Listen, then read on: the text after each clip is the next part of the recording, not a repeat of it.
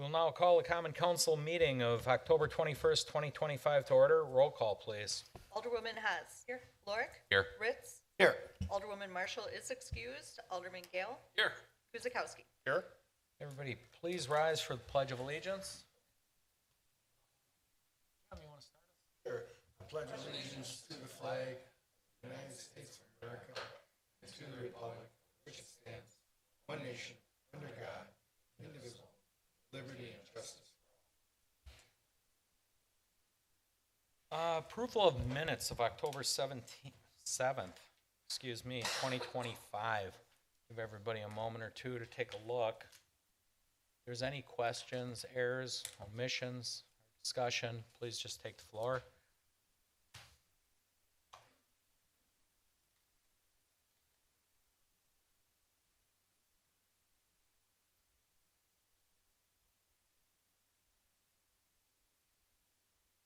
Satisfied everything's in order? Motion, please.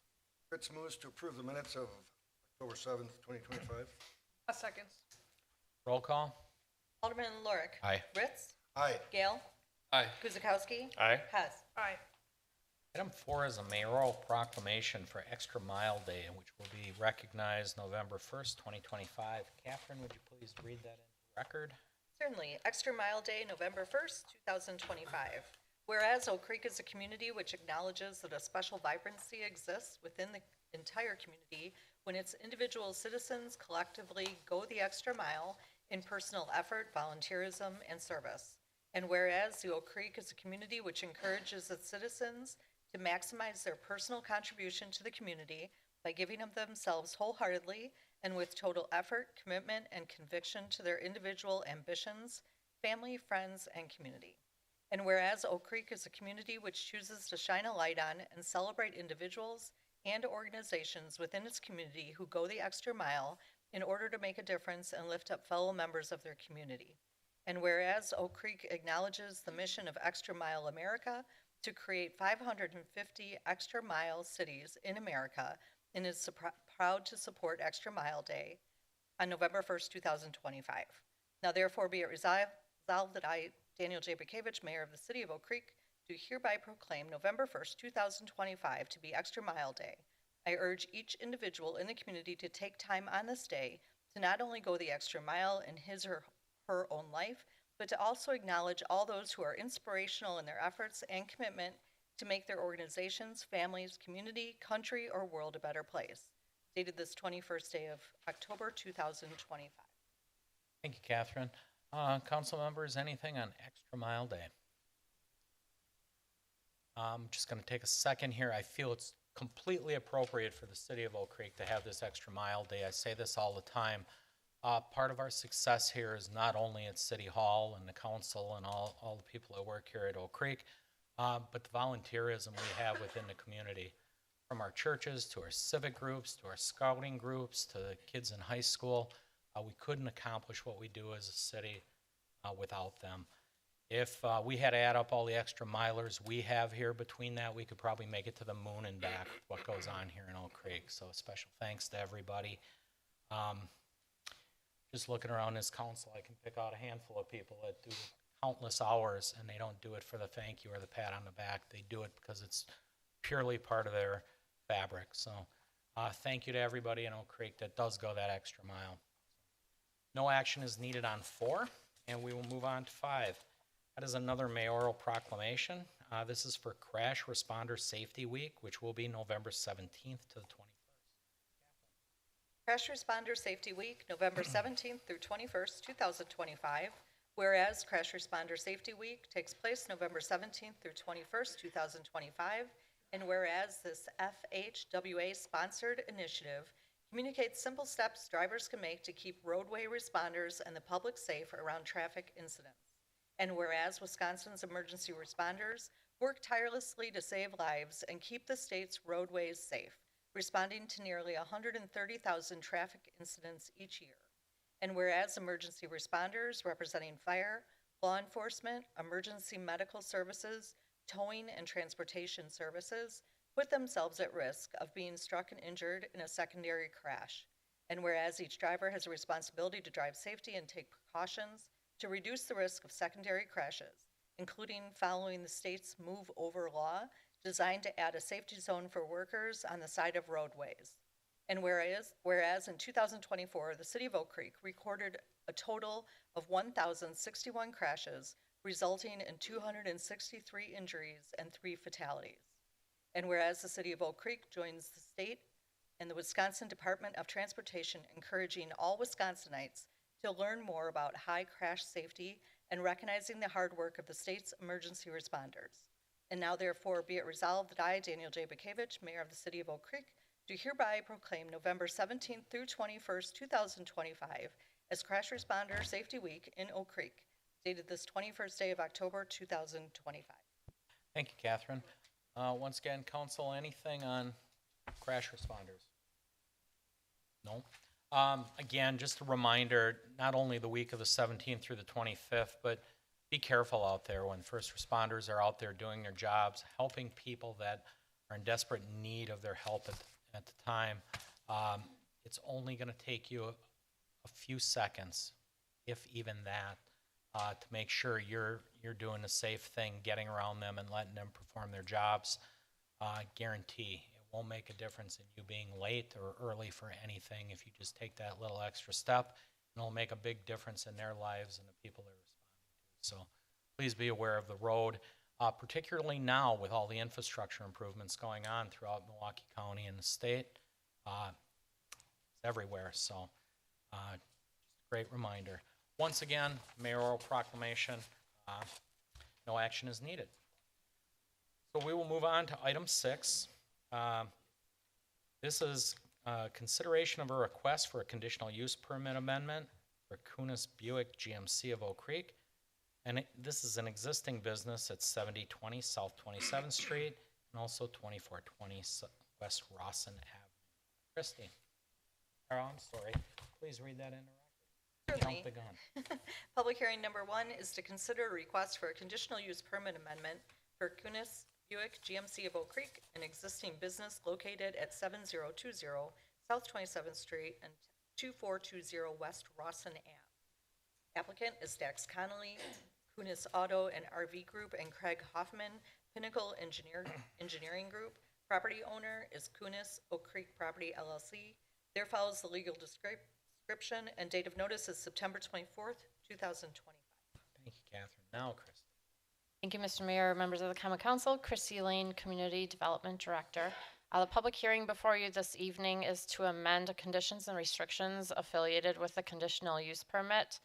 This is the Kunis Buick GMC dealership on the northeast corner of 27th and Rawson. You may recall that the Common Council approved a conditional use permit to expand their inventory and vehicle sales parking lot to the parcel to the east. You can see here in the map that the dealership occupies most of the site with the 27th Street address. They also own the property with the Rawson Avenue address that's listed in the public hearing notification. And they also were proposing to, for a certified survey map, to combine those two parcels, and that was approved by the Common Council on September 2nd. What came to light during this process, or excuse me, first I'll back up. This is the proposed plan to expand their parking lot, inventory, and vehicle sales area, and again along Rawson Avenue, and they were not able to do so without combining those two parcels, because you do need a principal building in order to have a parking lot on a parcel. So what came to light with that conditional use process is a condition that carried over from 2018 and 2022 that it has to do with the future road map in this vicinity of 27th and Rawson. And what the amendment is before you, the public hearing this evening, is the request to amend and remove this specific condition that's in front of you here. Again, this is a carryover from some previous ordinances and resolutions from 2018-22 and then the recent one in 25. There was a requirement all the way back in 2018 when the original dealership was approved that that the dealership dedicate right-of-way on their property and actually construct the portion of the future roadmap, again, only on their property. And at the time, it was a big discussion there with the DOT. There were grant funds available from the state. There was a matching portion that the city would have contributed towards. However, there was one property owner in all of the ownership for this future roadmap here that was not willing to participate in that agreement, and therefore the funds faded. They don't exist anymore to help these property owners with the construction costs for this future, I'll call it, the future road, basically, oh my gosh, what's the word? Sure, access road, not the road word, but anyways. As you can see, the path goes from Rawson Avenue all the way north to Menards, and then access to 27th Street. What the requirement was at the time is that the previous owner, not Cunis, they're a pretty new owner for this site here, construct this portion. Well, since 2018 in the original requirements, as you can see, retention ponds have been constructed, the dealership's been constructed, and a lot has changed, a lot of circumstances have changed. Ownership changed, and also, again, the funds from DOT are no longer available. So the current property owner, the applicant, is requesting that the Common Council remove the specific condition. The condition always stated that it was required unless a variation or exception is granted by the Common Council per section 14.180 of the municipal code. So that is what they're citing, that the Common Council does have authority to grant an exception and a variance and no longer require this particular construction take place. And the Plan Commission did review this. They did recommend approval of the amendment to remove that condition at their September 23rd meeting. That concludes my portion of the public hearing. If you have any questions, I'd be happy to answer them. Right. Thank you, Christy. As this is a public hearing, I will make 3 calls. If you are coming up, please, we will need your name and address for the minutes. This will be the first call, anybody wishing to speak. Please approach the podium, sir. Need your name and address.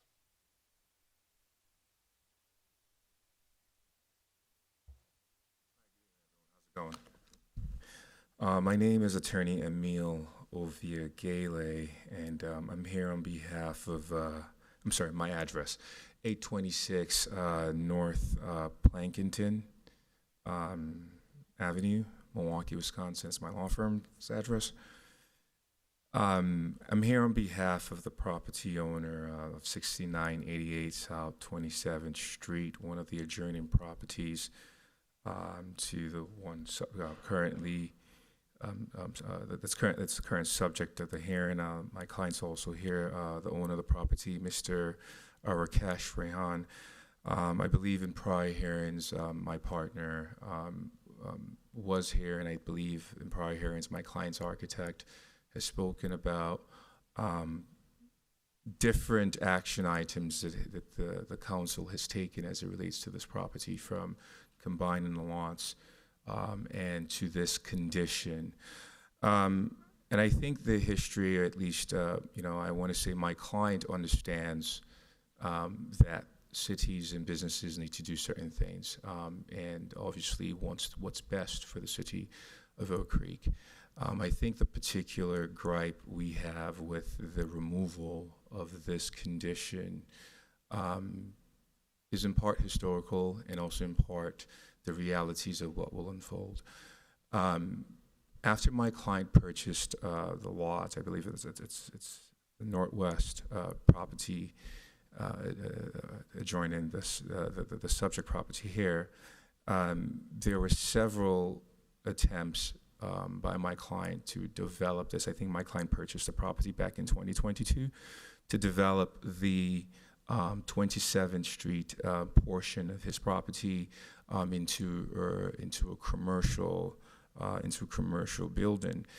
A lot of those plans were thwarted, or at least not approved, or at least they didn't go anywhere based off of objections from the city as it relates to this particular condition. and the fact that there had to be this roadway built, and that there couldn't be an egress or at least an access point granted off of 27th Street. My understanding is, I think at some point in time there were communications with DOT as it relates to that, and that was denied.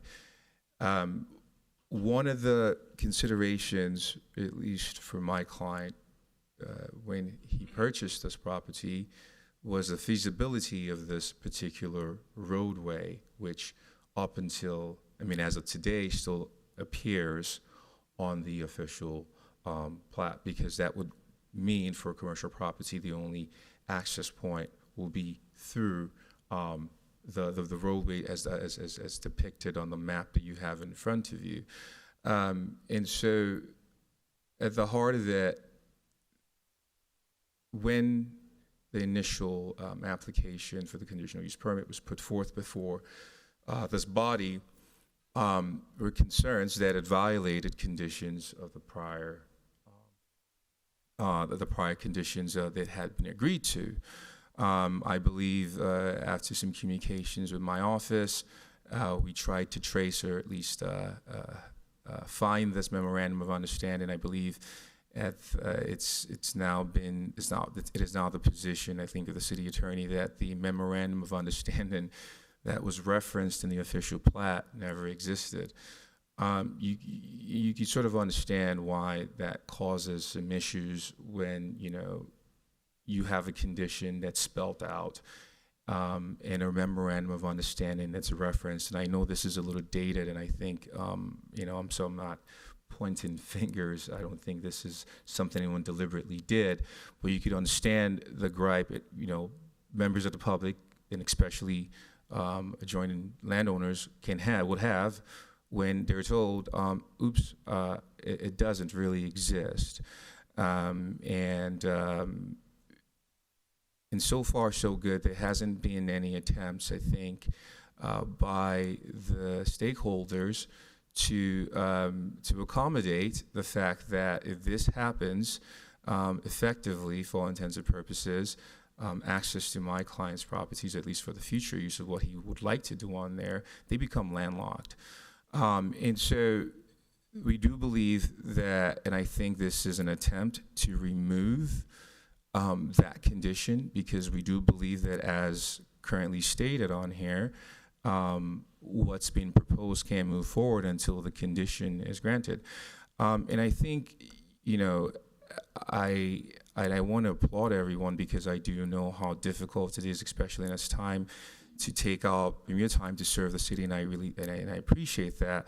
But you can understand that with the current circumstances, when members of the public do rely on plats, and they do rely on certified maps and statements from the city, and told that these are prescriptions, it does seem a little, what's the word I'm looking for now, out of sorts, when all of a sudden, given certain players coming into or asking or making certain requests, all of a sudden the conditions that were once conditions and at least presented as absolutes are no longer absolutes in our suggestions, or at least could be taken off as a whim.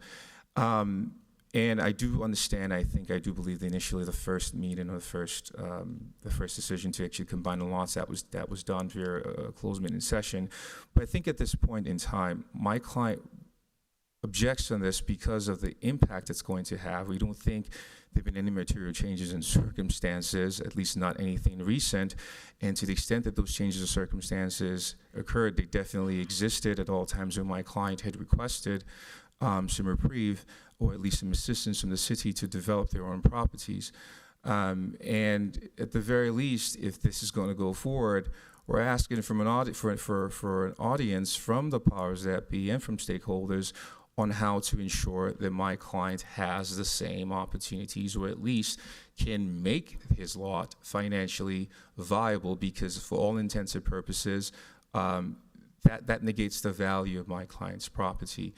I'll answer any questions if you have them, but thank you very much for the audience. And It's really late, and I really appreciate the work you do. Thank you very much from the bottom of my heart, and you guys really are going the extra mile because I know you all have regular day jobs, so thank you very much. Thank you for your comments, sir.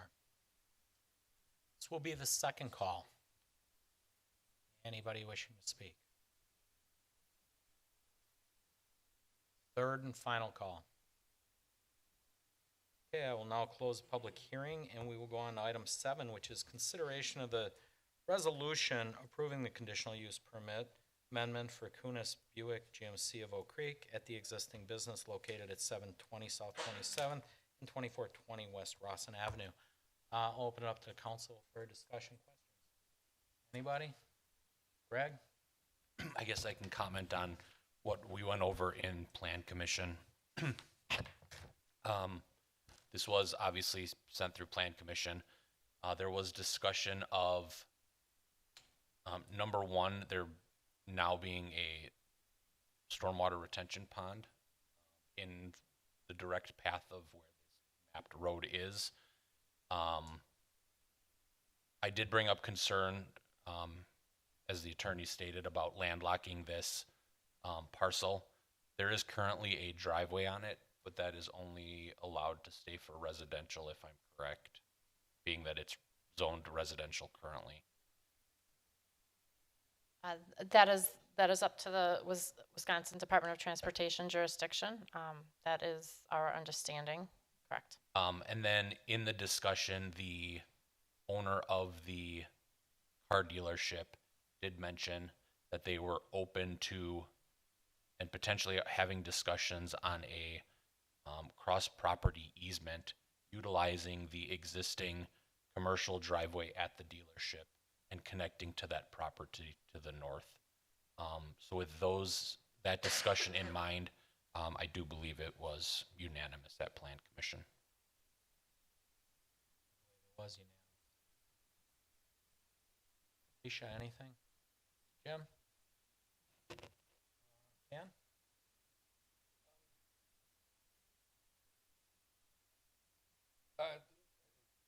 Great. So from your standpoint, the current zoning on the farmhouse limits the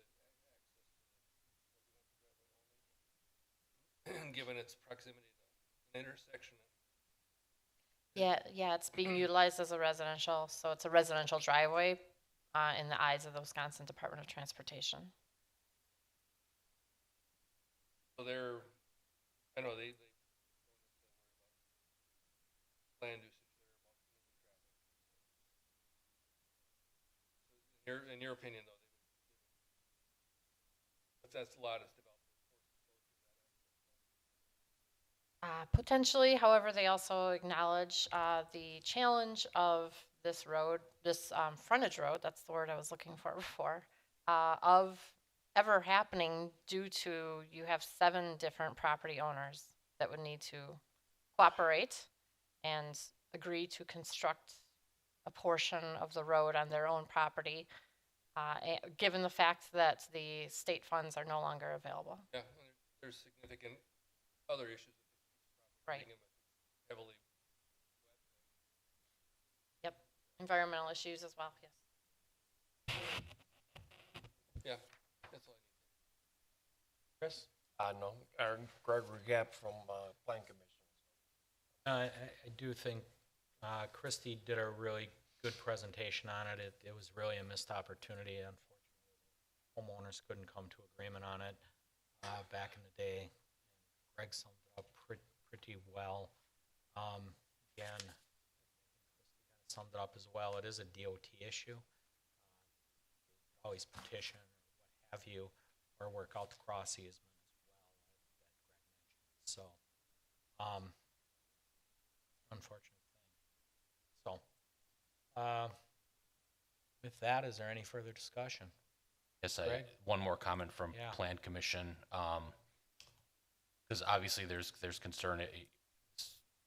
We as Plan Commission didn't want to make a decision that was preventing somebody else from using their property. The discussion point was brought up, at least from the Plan Commission standpoint. We did not see any potential conceptual plans, any potential ideas. I'm not saying that didn't come to the city, but I know at the plan commission level, we haven't seen any plans move forward or any thoughts on the property move forward. And it was, again, the thought of the plan commission that we did not want to burden the car dealership with putting in a road to a property that at the time of the meeting and the discussion, there was no plan brought forth to the plan commission for even consideration.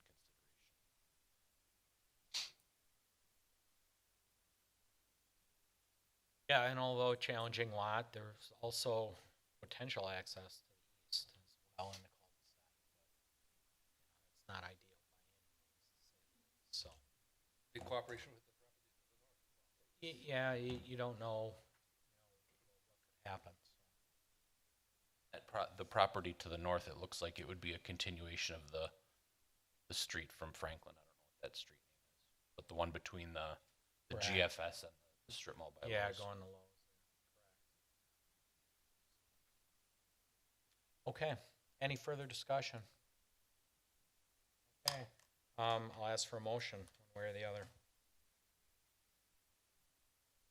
Clerk moves to adopt resolution number 12628-102125, approving a conditional use permit amendment for Kunis Buick GMC of Oak Creek, an existing business located at 7020 South 27th Street and 2420 West Rawson Avenue.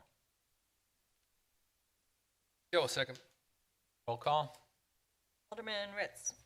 Aye. Gale. Aye. Guzekowski. Aye. Haas. Lorick. Aye. Okay. Resolution carries. Under new business, we have engineering, and it is consideration of a resolution authorizing and recommended road improvement projects to be advertised for public bid for rehabilitation in 2026. Matt? Thank you, Mayor and Common Council. Matt Sullivan, Assistant City Administrator and City Engineer.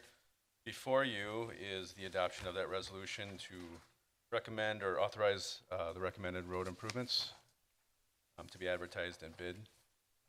This time we're actually a little early, so I applaud our design group. We brought this stuff forward probably 2 months earlier than we have in the previous probably 5 to 10 years. I might also like to thank the Common Council here for supporting our enhanced service transportation program, which actually has been able to have us move forward in our endeavors here to improve our infrastructure throughout the city. This is one of the direct reflections of that investment. So you invested approximately $4 million in our surface enhanced transportation program, with $250,000 of that being dedicated towards our sidewalk improvement program, and then $3,750,000 towards our road improvements. So with that, that's kind of outlays how we looked at our program, how we were going to budget and pick our roads through the year to recommend towards our first BOPWACA, and then brought it forward to Common Council. Within that, we go through our typical rating patterns, which is our PASER ratings, which is a 1 through 10 rating on our roads. We go through every mile, every section, each road is rated. We put that in there. We look at our classifications. We look at our conditions. We look at traffic volumes. We look at feedback from Common Council. We look at feedback from other departments. We also receive feedback from Water and Sewer and look at their capital improvement program to tie everything together. So our program has grown in that sense in trying to get enough input to understand the city's needs in our selection process. So moving forward with that, before you is our 2026 road improvement recommendations. These did go in front of BOPWACA on October 14th and were recommended for approval without any modifications. I'm not sure how you want me to approach it. Do you want me to go step by step, or do you have questions on the roads that were actually selected or anything along those lines? Or do we have questions? Matt, could you just share the information on the river crossings? Yeah, Council? we'll jump on that once we get done with the section of roads. So we broke this into base bid, which is I believe around 10 sections of road through each one of those. Within that, we tried to identify areas that were in need and then identify subdivisions that were in need. One of our main program or goals throughout the program were to not only do major roads, but also to get into our subdivisions finally and actually start doing improvements to where our taxpayers were seeing those improvements and feeling that improvement within the road structure. So we chose one area where we have a road that is rated at a 2, which is one of the lowest ratings, one of the poorest conditions, pretty much almost to gravel at this point. And that is a net place, and then we built upon that in that subdivision. So as you look on here, you'll see Aldermanic District 4. That area, there's one subdivision that will be completed with this project and this improvements. We then built onto that, trying to improve other areas and finish those areas out. That's why you see areas like Lakeview Drive, Mona, and Stewart. That completes another subdivision that we started last year in 2025, or actually this year. We completed this year.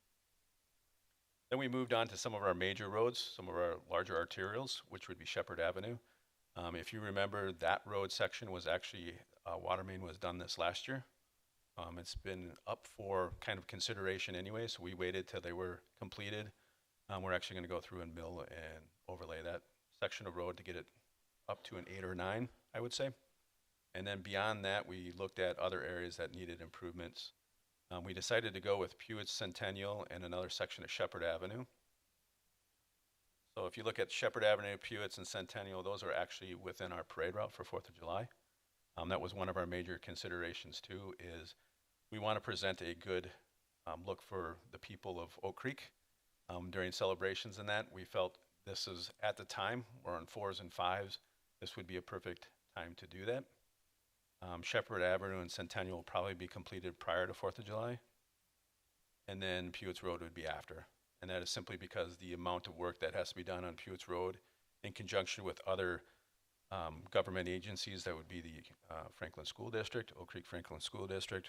We're working in conjunction with them on trying to do some access management throughout that corridor. And you can kind of see that now if you drive through there, some of the barrels, things along those lines.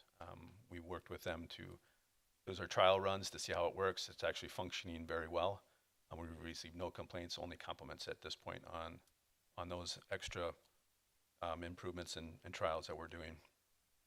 So that kind of wraps up the road section. We also included alternative base, outside of the base bids. We're recommending that these actually be put into our bidding process, and this would be to allow us as the engineering group, if we have very good aggressive bids and they're lower, we can actually start injecting some of alternatives. There was really no recommendation on which alternatives would move where. This outlay that we have gives us the flexibility, so we have alternatives that are 100,000 and ones up to 500,000. So depending on how our bids return, this would give us our flexibility here to inject some additional projects as we see fit. Obviously, we would bring those forward once our bids were done and received for your approval. In regards to Alderman Gale's comment, our UP Railroad crossing, those 2 crossings have been funded in previous budgets. We're still working through the process, whether it be environmental or coordination with the railroad and getting our improvements kind of approved by them. So it's a long process. We have some storm sewer and other features that go underneath the railroads that we have to get our improvements on and approvals from them. But it's been a challenge, to say the least. We continue to communicate with them. The last one we had, they wanted us to resubmit. So we're at that process with resubmitting our plans again with the railroad. But our intention is to get those completed and out to bid along with this package. I'd be happy to answer any questions. I know there's a lot of information in here, but if you have any questions or concerns, I'd be more than happy to answer those. Open it up for questions for Matt. Thought it was well laid out. I'll second that and appreciate from some of my constituents' perspective some of the alternatives. So I like that if bids come in lower, I know the Excalibur Court and all of that area has been asking for a long time. And visited it this last year and it's pretty rough. So if it comes in lower, that would be awesome. Anyone else? I have to applaud the system. It's been working. I know the general public, if their particular road doesn't get done, it's always an issue.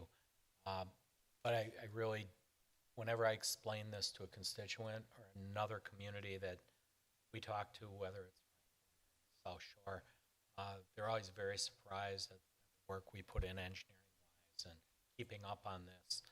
And actually, just go through it, by milling and overlaying, what do we get, an extra 15 years sometimes out of roads, predictably? Yeah, I mean, the general thought is anywhere from 12 to 15 on the first overlay. That's huge. Nobody likes road construction. Nobody likes the cost of it anymore. It's well spent money. Okay. There's no further discussions. Motion on 8, please. Still move to approve resolution 12629-102125, authorizing recommended road improvement projects to be advertised for public bid for rehabilitation in 2026. Seconds. Roll call. Alderman Gale. Aye. Guzekowski. Aye. Haas. Aye. Lorik. Aye. Ritz. Aye.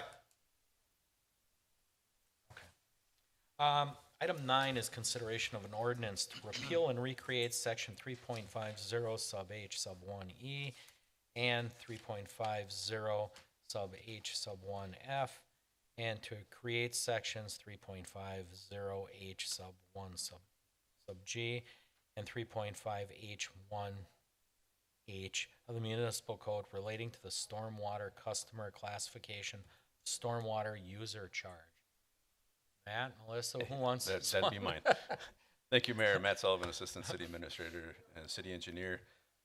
Before you is that ordinance change and adoption and repeal of the recreation of that section. Just so you're aware, this is a direct product of our environmental, not environmental engineer, but our environmental specialist. Thank you. That's a new position. But Josie took on the task of our stormwater fee and our stormwater charge, and actually revisiting how it was calculated, making sure that our codes matched what we were charging people, and going through the process. This is a long process. We implemented this back in the early 2000s, and the process really never changed. With a new person, they had a different view on how to handle this. A lot of things actually came out of it, a lot of really good things on how we manage our stuff. And she continues to produce a lot of great things. But what this does is it really kind of separates out the agricultural parcels that we still have within the city. It wasn't very clear on how we were actually generating our charges for those parcels. This actually pulls it out, makes it very specific on how they are. They're either charged by residential agricultural, which would be your $70, which is 1 ERU, or it would be considered commercial. If there's no residential on it, it's considered commercial, and then it's charged at the commercial rates. There's very few of those within the city, but we needed to be able to break those out and identify those. She also went through the process of looking at how they're charged as taxes and how they're viewed through our assessors. So we've double-checked and triple-checked this, worked with our attorney on the language. We feel very comfortable with this, and we recommend it, but it just shows the good work that our staff is starting to do. I'd be happy to answer any questions. Questions from me? Okay, seeing none. Somebody want to read that incredible ordinance? Haas moves to adopt ordinance number 3141 to repeal and recreate sections 3.50 sub H sub 1E and 3.50 sub H sub 1F, and to create sections 3.50 sub H sub 1G and 3.50 sub H sub 1H of the municipal code relating to the stormwater customer classification of the stormwater user charge. Lorik seconds. Roll call. Alderman Guzekowski. Aye. Haas. Aye. Lorik. Aye. Ritz. Aye. Gale. Aye. And item 10 is the License Committee. I will turn that over to Alderman Ritz. Thank you, Mayor. Included in your packet are a list of operator licenses to grant and one to deny. If there's any questions, please bring them up.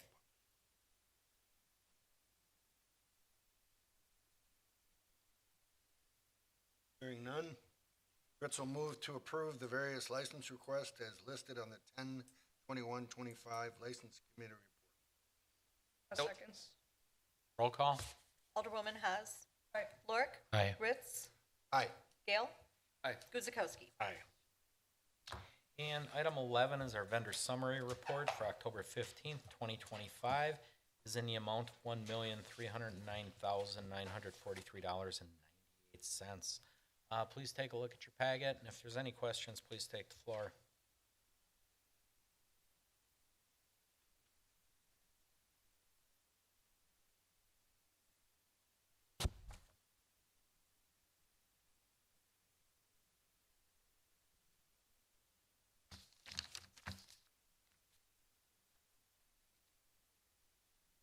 Satisfied, there's no questions or discussions, motion. Bill move to approve the October 15th, 2025 vendor summary report in the amount of $1,309,943.98. Guzekowski, second. Roll call. Alderman Lorik. Aye. Ritz. Aye. Gale. Aye. Guzekowski. Aye. Haas. Aye. So, just before we adjourn, just a couple announcements very quickly. In case you missed it, you're out, but last week was dining week here in the great city of Oak Creek. We had over 20 restaurants partake. It was a great success from everything I heard. So please, check the website and visit Oak Creek as to what's going on week to week. This week is Fall Fest here in Oak Creek. We start with the farmers market, roll right into the Fall Fest. That is it for the season. So this is your last chance to get out there. It's supposed to be great fall weather for it. So get out there. If you bring a perishable canned good, you can get a free pumpkin while supplies last at the farmers market. And one other thing, Friends of the Library is conducting a silent auction. So you can go online, check that out, or you can come in person in the multi-purpose room and check out those items and bid on some fantastic deals from vendors from the South Shore and specifically the Oak Creek area. So please get out there, support the library, support Fall Fest, and support your community. If there's no other business, I will ask for adjournment. Fritz will move to adjourn. Ork, seconds. Roll call. Alderman Ritz. Aye. Gale. Aye. Guzekowski. Aye. Haas. Aye. Lorik. Aye. Night, everybody. Thank you.